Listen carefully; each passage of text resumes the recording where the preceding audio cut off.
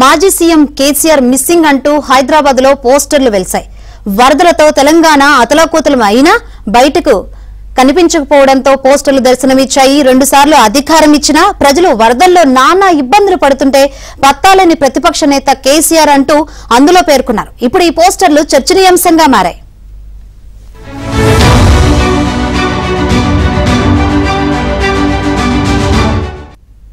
Right, ఈ పోస్టర్లకు సంబంధించి మరిన్ని వివరాలు అందించేందుకు మా ప్రతినిధి నరసింహరావు సిద్ధంగా ఉన్నారు. నరసింహరావు, ఏంటి పోస్టర్లకు సంబంధించి అప్డేట్స్?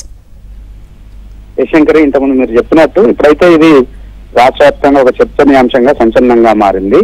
కేసీఆర్ మిస్సింగ్ ఎక్కడా కనిపించడం లేదంటూ హైదరాబాద్ నగరంలో చాలా చోట్ల ఈ పోస్టర్లు వెలిశాయి.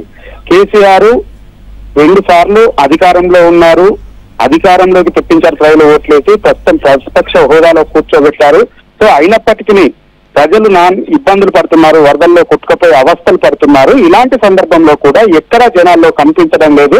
కేసీఆర్ మిస్సింగ్ అనేది హైదరాబాద్ నగర వ్యాప్తంగా ఈ పోస్టర్లు వెలిశాయి. సో మనం చూస్తా ఉన్నాము, రాష్ట్ర వ్యాప్తంగానైతే పెద్ద ఎత్తున అటు ఖమ్మం జిల్లాలో, మహబూబాద్ జిల్లాలో తీవ్రంగా అవస్థలు పడుతున్నారు వరదలతో ప్రజలు.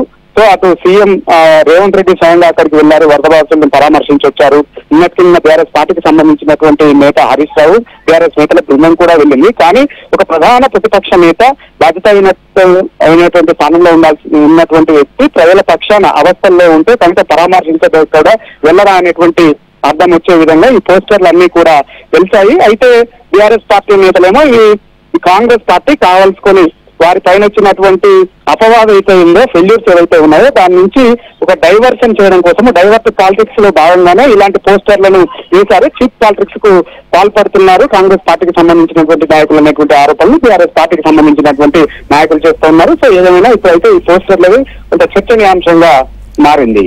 Right, thank you Narasimharao.